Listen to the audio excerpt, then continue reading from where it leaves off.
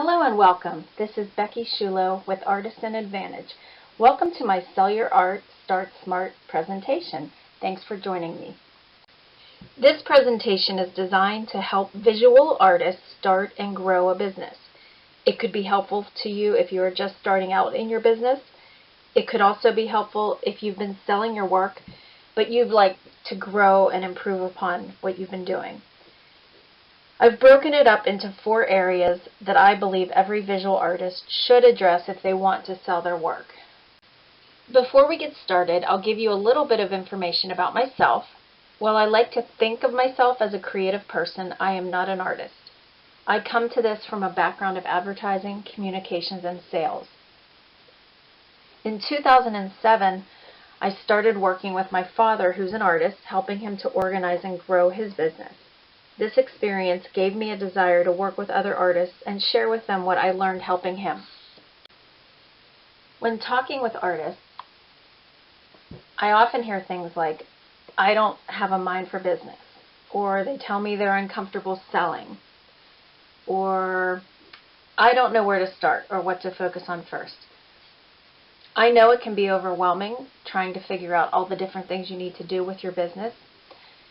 If any of this sounds familiar, what I'd ask you to do today is to just forget about it and keep an open mind and start to shift your mindset a little bit about how you've been thinking about a business. So there's 3 things we're going to try to forget about.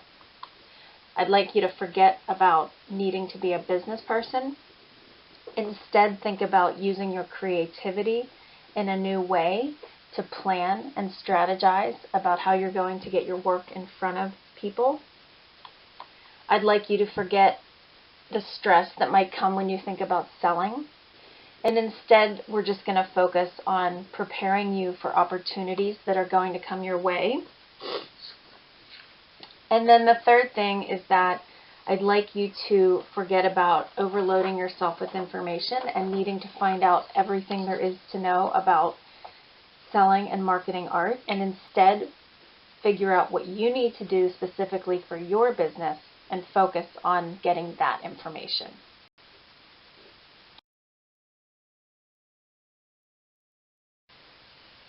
My StartSmart program or presentation is broken up into 4 areas. The first is that we look at vision, or considering your big picture. We look at key elements, or the essential things that every artist needs to be successful with a business.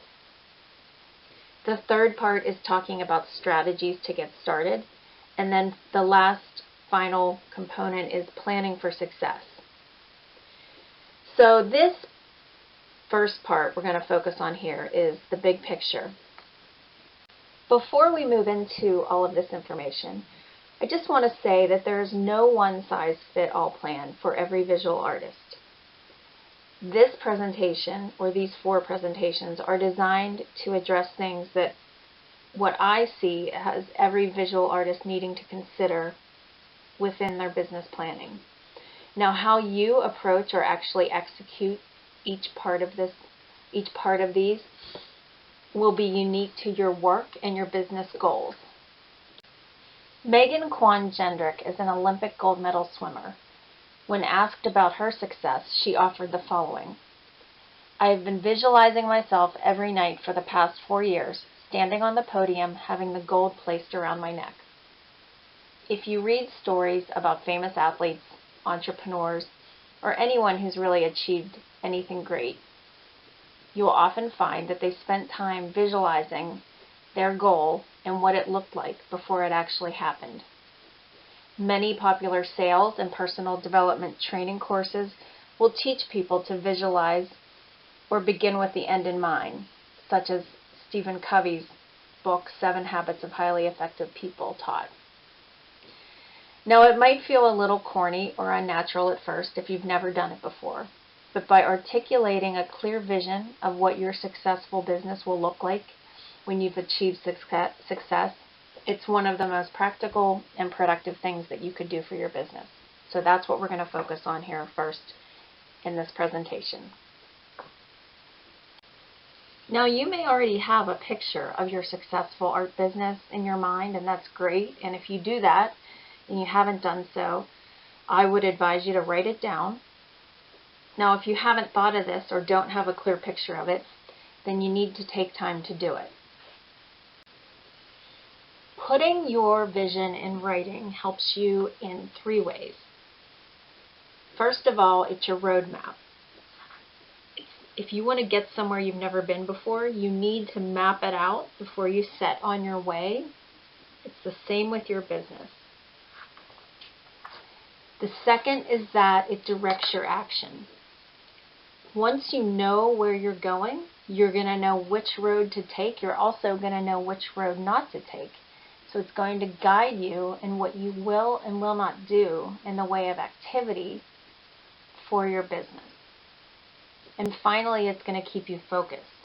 There are many distractions, and in your business there are going to be distractions. In your life there are going to be distractions. In order to choose not only what you will and will not do and stay focused, you need to have that vision in writing. You can always go back and look at it to make sure that you're on track. When I work with artists in this area, there are 3 things that I ask them to think about and articulate. The first one is to figure out a why. So you want to determine what is that compelling reason that you're doing the business, that you're going to keep going when things get a little bit difficult. What is it that is going to get you up in the morning and into your studio? What is it that is going to help you to choose making time for your business and creating over other activities? What is the why, the reason that you're doing it? And there needs to be a strong reason. You know, you can be involved in the art community, enter exhibitions, sell some work from time to time without making it a business endeavor. If you want to pursue your art for a serious part-time or full-time income, then you do need to dig deep and figure out why you're doing it. I went through this exercise once with someone I was working with, and it turned out she figured out after we went through this that she really didn't want to have an art business. When she was challenged to really get down and think about it and what it would take, she decided that she didn't have a strong enough why. And that wasn't a bad thing. The fact was that she didn't need the income. She was a very accomplished artist and was told by others that she should be selling her work. But when she got to the heart of it, she really just wanted to create for the love of creating. She had other priorities over turning it into a business. And we both felt that it was totally worth her while to sit down and do this and come to this decision. And, you know, it certainly saved her a lot of time and energy that she might have spent had she just started off down the road of trying to promote her business. You can see here some examples of maybe reasons why. There are all kinds of reasons you might want to have an art business. It's personal and you need to figure it out. This is my why. It includes the 2 people in this photo besides myself. And it has to do with goals I have for my family and our lifestyle and how my business helps work toward those goals. The second thing that I want you to do is to come up with a detailed picture of what your successful business looks like. I would like you to make this picture as detailed as possible. The list of descriptives is endless. When I work with artists in this area, I give them a prompt sheet that works through a whole list of different ideas to get them thinking about what they want for their business. What you need to do is sit down and brainstorm as many details as you can about what you want it to look like. And once you have it written down, I encourage you to even make a vision board or some kind of visual representation that you can look at on a regular basis to remind yourself of where you're going. And you can do it with a poster board. I actually love Pinterest for this purpose if you are someone that likes to do things online. And the third and final part of what I want you to think about starting at the beginning of planning your work is, what will people notice about your artwork? What is it that they will remember? What is it about it that will separate you from the pack? There has to be something that people take notice of. So it could be a signature style. It could be that you are working in some type of niche market. You might have a unique and compelling story that comes through in your work. It could be emotion driven. There has to be something that people will notice about you and remember you for. Now, you might be at a point where you don't feel that you can identify this yet. So if not, that's fine, but as you're working and creating a body of work, it should be something that you're working to identify. So this component, how you want people to recognize or notice you, will actually play a big part in the design of your marketing plan and other parts of your business as you move forward. These are all quotes that have been written about some different artists, and I think if we were all together in a room and I threw out these phrases, you would likely be able to tell me who they are referring to. When I'm working with an artist one-on-one, I try to help them to start thinking about this third component and where they're going and what they're going to be noticed for. So if you don't already have an idea of that, start to think about it.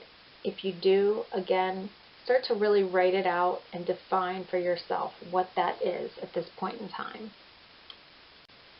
To recap this first part of the StartSmart presentation, you need to know where you're going in order to make an effective plan for yourself. You need to know where you are going to make sure you're doing the right things for your business. And the best way to start is to come up with a vision of your successful endeavor. You do this first by figuring out your why. Then you're going to write down a clear picture of what your successful business looks like. And then finally, you're going to work to figure out what it is that people are going to notice or remember about your work.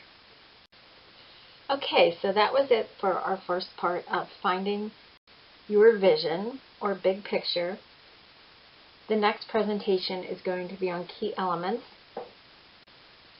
If you'd like more ideas on this topic or more information, I do post about it at my blog at artisanadvantage.com. I often put resources and posts on Facebook. And if you'd like to work with me one-on-one, get in touch with me at becky@artisanadvantage.com. Thank you.